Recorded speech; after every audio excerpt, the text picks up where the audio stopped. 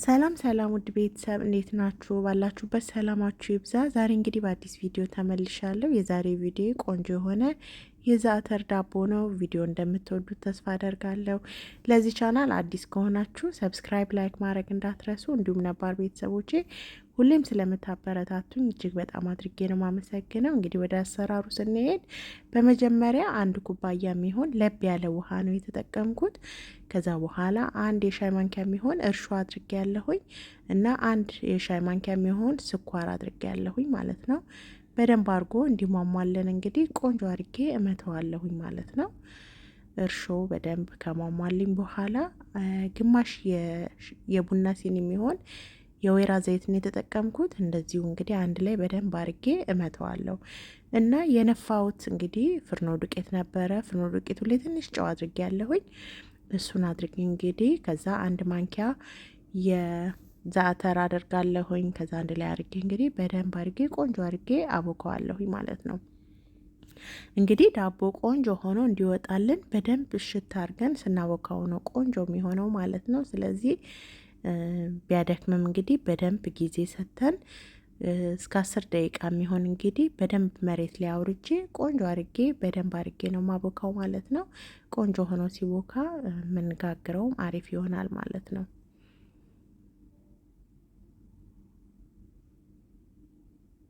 እንግዲህ ይኸው ቆንጆ አርጌ በደንብ አርጌ አብኩቸዋለሁኝ። እንደምታዩት ልስልስ ያለ ቆንጆ ሊጥ ሆኖልኛል ማለት ነው ቤተሰቦቼ። ይኸው ቆንጆ ነው። ከዛ ትንሽዬ እንግዲህ አንድ ማንኪያ የሚሆን የወይራ ዘይት ቀባውና ከላይም ከስርም አድርጌ ከዛ በኋላ በላስቲክ ከድነውና አስቀምጠዋለሁ ለአንድ ሰዓት የሚሆን ማለት ነው። እንግዲህ ቤተሰቦቼ እኔ የተጠቀምኩት ዱቄት 2 ኩባያ የሚሆን ዱቄት ነው። ለሁለት ኩባያ ዱቄት 1 ኩባያ የሚሆን ውሃን የተጠቀምኩት እና በጣም ያልወፈረ ድርቅ ያላለ በጣምም ደግሞ ያልቀጠነ ቆንጆ ሊጥ ነው የሆነው ማለት ነውና እንግዲህ እንዳይደርቅብኝ አድርጌ በላስቲክ በደንብ ሸፍነውና ጨርቅ ከድኘው ከዛ ለአንድ ሰዓት እተወዋለሁ ማለት ነው። እዚህ ጋር እንግዲህ ዛተሩን እናዘጋጃለን ማለት ነው። ዛተሩን ለማዘጋጀት እንግዲህ ምንም አይፈልግም ጨው፣ ሁሉም ነገር የተስተካከለ ስለሆነ የወይራ ዘይት ነው የማደርግበት። በወይራ ዘይት አድርጌ ቆንጆ አድርጌ በጠብጠዋለሁኝና አዘጋጀዋለሁኝ ማለት ነው። እንግዲህ ከአንድ ሰዓት በኋላ ቆንጆ ሆኖ ሊጡ ደርሶልኛል ማለት ነው።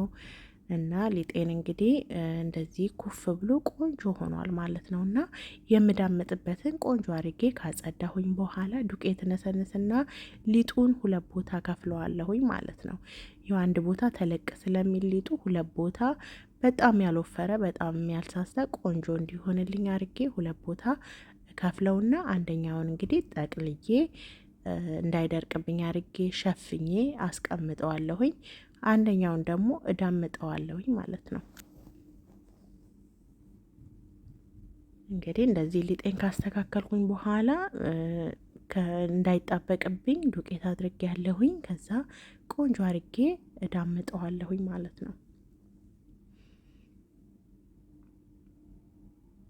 እንግዲህ ስዳምጠው በጣም ያልወፈረ በጣም ያልቀጠነ ያልሳሳ ቆንጆ ሆኖ አድርጌ ነው እንትን ምለው ማለት ነው። እንግዲህ በጣም ነው የምትወዱት፣ በጣም ቆንጆ ነው።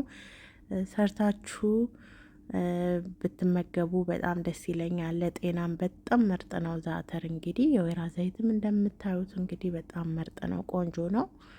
እና በዚህ መልኩ እንግዲህ እያዟዟርኩኝ ቆንጆ አድርጌ እዳምጠዋለሁ ማለት ነው። በጣም ያልሳሳ ቆንጆ ሆኖ ነው የወጣልኝ የዳመጥኩት። ከዛ ዛተሩን አረጋለሁኝ። ዛተሩን እንግዲህ ሳደርግ ማለት ነው ጫፍ ጫፍ ላይ አላደርሰውም፣ መሀል ላይ ነው ጠረፍ ጠረፉ ላይ ዘይቱ ወደ ውጭ እንዳይፈስ ለዛ ብዬ እንደዚህ እንግዲህ በደንብ አርጌ አዳርሰዋለሁኝ። ትንሽ ግን ጫፍ ጫፉ ላይ አልቀባውም ማለት ነው። እና በደንብ አርጌ ቆንጆ አርጌ ቀባዋለሁኝ ማለት ነው። እና እንግዲህ ለጾም በጣም ቆንጆ አማራጭ ነው ቤተሰቦቼ። በጣም ለመክሰስ ይሆናል፣ ለቁርስ ይሆናል እና በጣም ቆንጆ ነው። ከዛ እጠቀልለዋለሁኝ እንደዚህ አርጌ ማለት ነው። እና ሊጡ እንግዲህ በጣም አልወፈረም፣ በጣምም ደግሞ ስስ አይደለም፣ ቆንጆ ነው። በቃ መጠኑም ትልቅ ይሄን ያህል የተባለ አይደለም። በጣም ቆንጆ ነው የሆነ ማለት ነው። እና እንደዚህ አድርጌ እንግዲህ በደንብ አድርጌ እዘጋዋለሁኝ ማለት ነው። እና ቆንጆ አድርጌ እዘጋዋለሁኝ።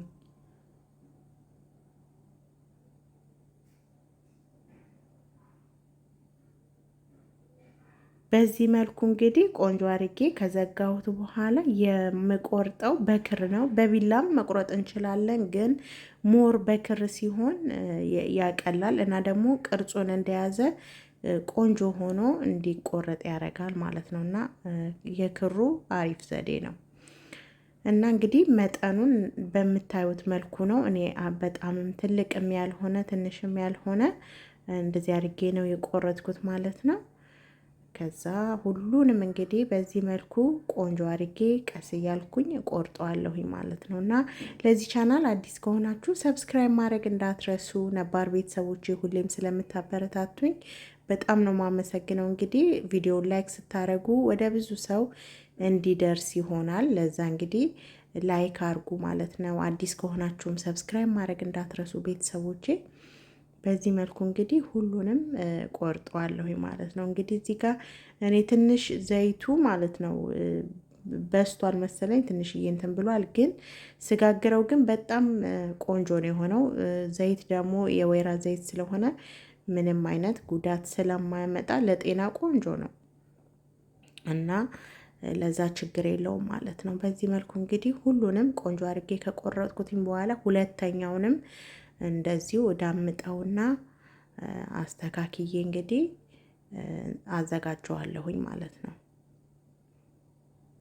እና 2 ኩባያ ዱቄት እንግዲህ በጣም ብዙ ነው የወጣው ማለት ነው። በጣም በቂ ነው። ግን ያው ቤተሰባችሁ ደግሞ በርከት የሚል ከሆነ ደግሞ ጨመር አድርጋችሁ እንትን ማለት ትችላላችሁ፣ ማብካት ትችላላችሁ ማለት ነው። እዚህ ጋር እንግዲህ ትንሽ ጨምሬበት ዛተሩን ማለት ነው። ዘይት ግን ስላልጨመርኩኝ እዚህ ጋር ወፈር ብሏል ማለት ነው። እንደ ቅድሙ ዘይቱ እንትን አላለም እና ወፈር ብሏል። እዚህ ጋር እንግዲህ በጣም ነው የሚጣፍጠው ዛተር፣ በጣም ነው የሚጣፍጠው። ዝም ብሎ በዳቦ ራሱ እንደዚህ ሲበላ በጣም ቆንጆ ነው ማለት ነው። እና እንደዚህ አርጋችሁ እንግዲህ ከሰራችሁ በኋላ ቲማቲም ቆርጣችሁ ናና አርጋችሁ በጣም ነው የሚጣፍጠው በጣም። እና ያልሞከራችሁት እንግዲህ ሰርታችሁ ማታውቁ ከሆነ በዚህ የጾም ጊዜ ቆንጆ አማራጭ ነው። ሰርታችሁት ሞክሩት። ቀላል ነው። ምንም ደግሞ ኪስም አይጎዳም። በጣም ጣፋጭ ነው። ቆንጆ የሆነ ለመክሰስም እንግዲህ እንደዚህ ለቁርስም የሚሆን ለልጆች ምርጥ የሆነ አሰራር ነው ማለት ነው። ከዛ እንግዲህ እንደ ቀድሞ ሁሉንም እቆርጠዋለሁኝ ማለት ነው። አሁንም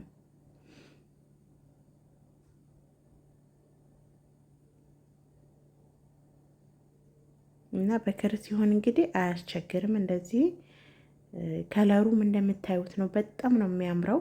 በጣም በቃ ሲያዩት የሚያምር እንግዲህ ሲበሉትም ታውቃላችሁ እንዴት እንደሚጣፍጥ። በጣም በጣም በጣም እጅግ በጣም ቆንጆ ነው። ሰርታችሁ ሞክሩት። እና በዚህ መልኩ እንግዲህ ሁሉንም እቆራርጠዋለሁ። እዚህ ጋር እንግዲህ እንደ በፊቱ እንደ መጀመሪያው ዘይቱ አልበዛም እንዳልኳችሁ በወፍራሙ አድርጌዋለሁኝ እንትኑን ጨምሬበት ማለት ነው። ዛተሩን ስለጨመርኩበት እንደዚህ እያደረኩኝ እንግዲህ ሁሉንም እቆራርጠዋለሁኝ።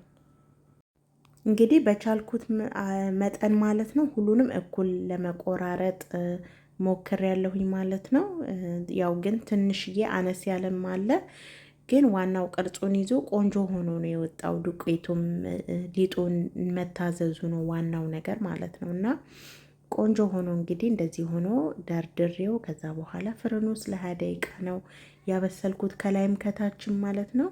ከዛ እንግዲህ እንደዚህ ሆኖ በጣም የሚያምር ቆንጆ ሆኖ ነው የደረሰው ማለት ነው። እንደምታዩት እንግዲህ ዘይቱንም ምንም መጦታል ማለት ነው። እና ደግሞ የወይራ ዘይትም ስለሆነ እንዳልኳችሁ ምንም አይነት ጉዳት አያመጣም።